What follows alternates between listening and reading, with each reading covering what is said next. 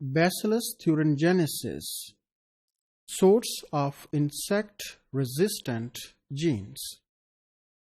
Insects, they are also very important because they can also damage our crop, and there may be great economic loss per year. For example, if we consider one crop like the rice, then annual losses it may be 25%. That is, quarter of the rice crop it may be destroyed by the insect attack. And in case of rice, the losses may be up to $50 billion कि 50 अरब dollar जो हैं वो नुकसान हो जाता है जो different type के इंसेक्ट्स जो हैं वो राइस के ऊपर अटैक करते हैं। तो इस तरह से राइस जो है वो हमारे भी कुछ इलाकों की जो अहम फसल है, तो उसके लिए भी जो इंसेक्ट अटैक है वो इकोनॉमिक लॉस का ज़रिया हो सकता है। इसके अलावा जो हम इंसेक्टिसाइड यूज़ करते हैं या ऐसे केमिकल जो कि इंसेक्ट को किल करने के लिए यूज़ होते हैं, तो उसका जो $1.5 अरब का जो एक्सपेंसेस हैं वो इसके अलावा हैं। सो even the use of insecticides, it is not going to protect the crops entirely, and the damages, they are huge. And another aspect of the use of insecticide, as we have discussed number of times, that the environmental pollution is there. Our soil, water bodies, they may become contaminated if certain chemicals or insecticides may be used to kill insect pests. तो इसके अलावा जो है ये देखा गया है कि इंसेक्टिसाइड जो हैं वो नॉन सेलेक्टिव होते हैं। नॉन सेलेक्टिव का मतलब है कि वो बेनिफिशियल या हार्मलेस इंसेक्ट जो हैं उनको भी किल कर देते हैं। ऑल दो हार्मफुल जो इंसेक्ट है वो किल हो जाते हैं, लेकिन इसके साथ साथ जो हार्मलेस हैं या बेनिफिशियल इंसेक्ट्स हैं प्लांट्स के लिए उनकी भी साथ में डेथ हो सकती है। So these are certain disadvantages, and an alternate strategy can be used where some genes that are related to toxin production, they can be expressed in plants so that insects can be controlled.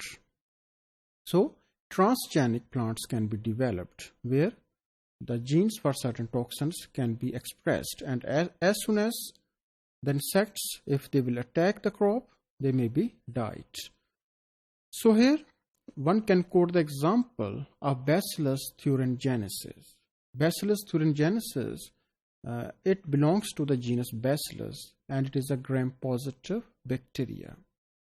At certain stage of its development, that is at the time of sporulation, it can accumulate a crystalline protein which may be toxic for the insects. As soon as insects, they will feed on the leaf, so such crystalline proteins, they may be dissolved under the alkaline conditions of the intestine of the insects, so that the epithelial lining it may be damaged. That may cause the ultimate death of the insect. So this is the mechanism by which the insects can be controlled by using the toxin that is produced by the Bacillus thuringiensis, and it is commonly called as the BT, Bacillus thuringiensis, and its toxic genes against the insect, they can be cloned and expressed in transgenic plants. In early 1930s, the strategy was to spray the plants with the toxin of such microbes, कि BT toxin लेके फसलों पे spray किया जाता था, but it is having disadvantage.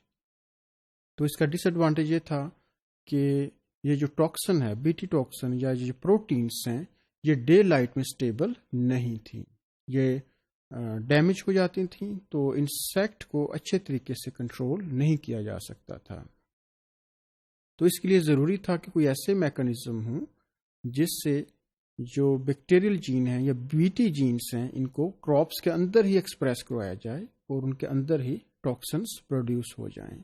So Here, the gene manipulation technique was used to express or to clone the genes related to Bt toxins, so that when insect may attack, so it can cause the death of the insects. So by using gene manipulation strategy, different type of Bt crops, now they are commercially available, like tomato, maize, and the most important one, it is the Bt cotton.